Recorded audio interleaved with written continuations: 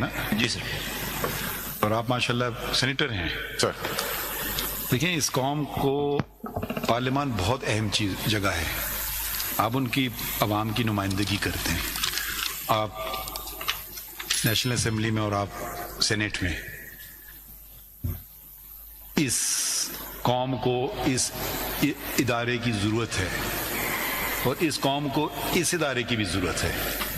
ٹھیک ہے، ہم آپ کی عزت کریں گے، کرتے ہیں اور کرتے رہیں گے ادارے کے طور پہ، اور امید ہے کہ آپ بھی ہماری اتنی عزت نہ کریں تو تھوڑی کر لیں.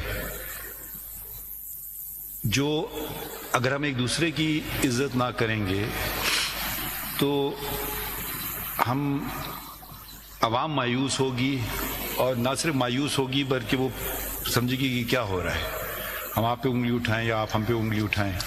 جہاں تک آپ کے پاس پروٹیکشن بھی ہے آرٹیکل 66 میں، آپ پارلیمان میں کچھ بات کر سکتے ہیں، وہ آپ کے پاس آئین آپ کو تحفظ دیتا ہے.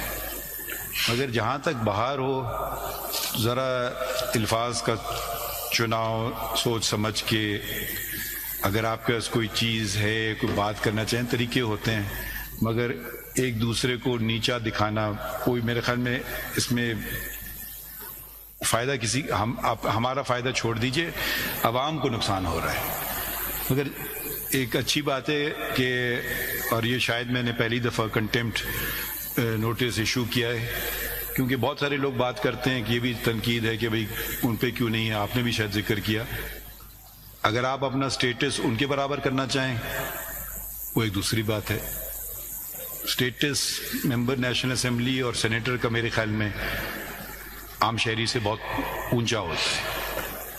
تو جتنا سٹیٹس بڑا ہوتا ہے اتنا انسان کو ذرا محتاط بھی ہونا ہوتا ہے. اور بات بھی اب وہ سڑک کی بات آپ کے منہ سے سنی جائے تو زیب نہیں دے گی. سڑک والے کو تو کچھ نہیں کر سکتے نا، وہ تو کوئی ممبر نہیں ہے پارلیمنٹ کا، ضرور بات کرے گا، شاید بہت بری باتیں کرے اس سے زیادہ، مگر آپ سے ہمیں یہ توقع نہیں ہے. اور میں تو یہ ایوان نہیں ہے تو میرے خیال میں ایک طرح سے ملک بھی نہیں ہے.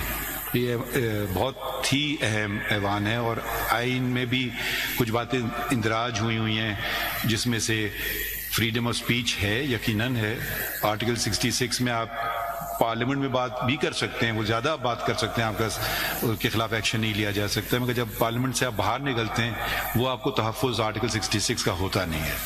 تو اس لیے ہم نے آپ کو نوٹس دی، اور آپ ان کو شوکاز دیا تھا یا شوکاز نوٹس دیا تھا.